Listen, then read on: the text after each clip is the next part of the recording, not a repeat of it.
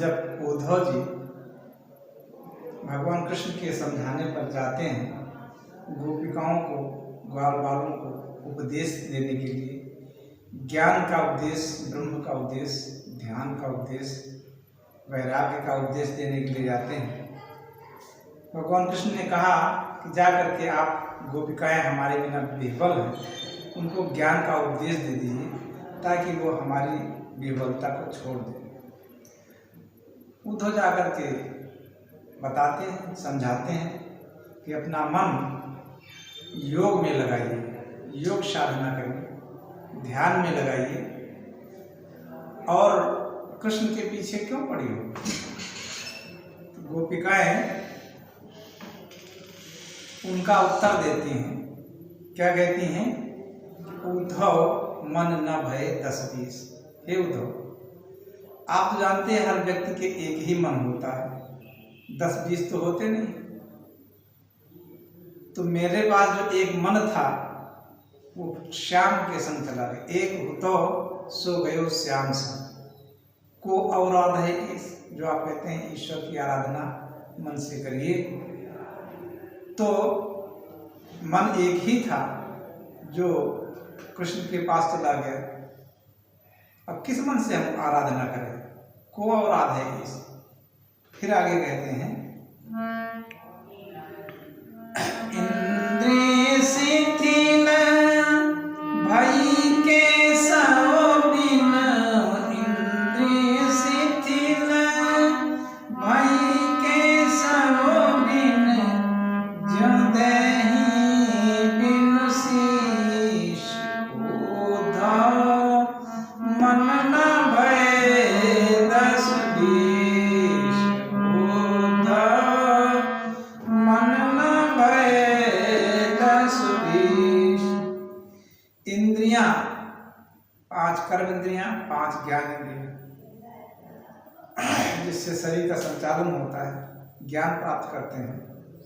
सारी इंद्रियां बिल्कुल शिथिल हो गई। 5 ज्ञान इंद्रियां, त्वचा नासिका चक्षु कर्णा जिह्वा सहित ज्ञान इंद्रिया। त्वचा नासिका चक्षु कर्णा जिह्वा, ये 5 ज्ञान इंद्रियां और 5 कर्म इंद्रियां।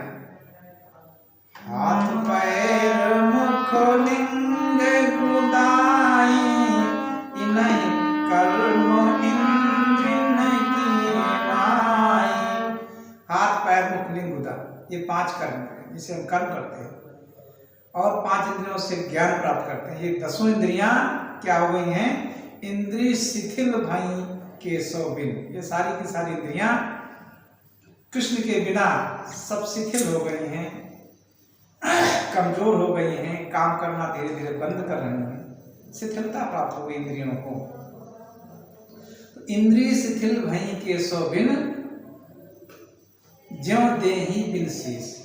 जैसे मनुष्य का पूरा शरीर हो और शीश ना हो तो शरीर कुछ भी काम नहीं कर सकता है। सारा ज्ञान विज्ञान और 5 इंद्रियां ज्ञान की वो सब सिर में ही होती हैं। तो हम लोगों का शरीर तो ऐसे हो गया है जैसे बिना शीश का सर हो, ज्यों देहि बिन शीश। हम लोग देहि तो है, शरीर तो है, लेकिन शीश नहीं है। क्यों नहीं है? क्योंकि भगवान कृष्ण यहाँ नहीं है और हमारा मन भी उनके पास चला गया है।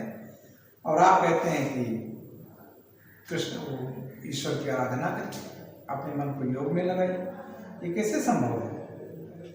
लेकिन अभी थोड़ी सी आशा है, इसलिए हम लोग जीवित हैं। कौन सी आशा है?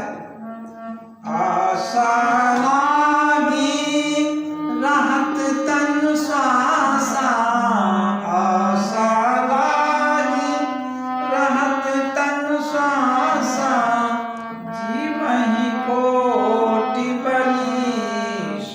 उद्धव मन न भय 10-20।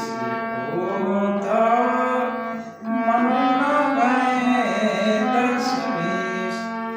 आशा लाग रहत तन श्वासा। एक आशा है उसी आशा से हमारे शरीर में श्वास बनी हुई है, अन्यथा श्वास भी बहुत पहले खत्म हो गई होती और हम लोग मृत प्राय हो गए होते।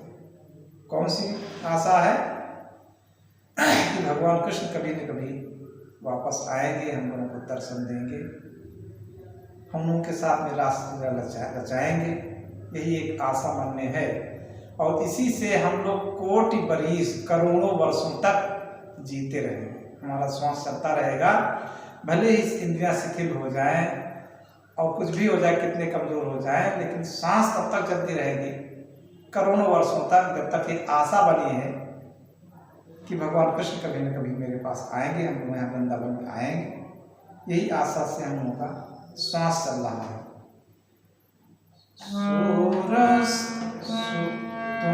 तुम तो सखा श्याम सुंदर के, तुम तो सखा श्याम सुंदर के, सकल योग के ईश हो, मन न भय दसुरीश हो, मन न भय दसुरीश।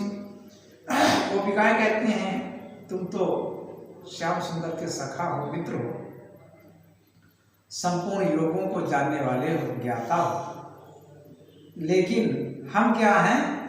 सूर हमारे नंद नंदन बिनु, सूर हमारे नंद नंदन बिनु, और नहीं जगदीश उद्धव, मन न भय दसुरीश उद्धव, मन न भय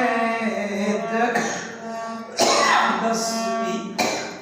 गोपिका कहती हैं आप तो कृष्ण के सखा हैं, मित्र हैं और संपूर्ण योग के जानने वाले हैं, लेकिन सूरदास जी कहते हैं, गोपिकाएं कहती हैं हमारे नंद नंदन बिन, मेरे लिए तो नंद नंदन, नंद के लाला भगवान कृष्ण के अलावा और कोई दूसरा जगदीश है ही नहीं, तो मैं अपना मन किस में लगाऊं, कहाँ पर लगाऊं, कैसे योग करूं, ये मुझसे संभव नहीं।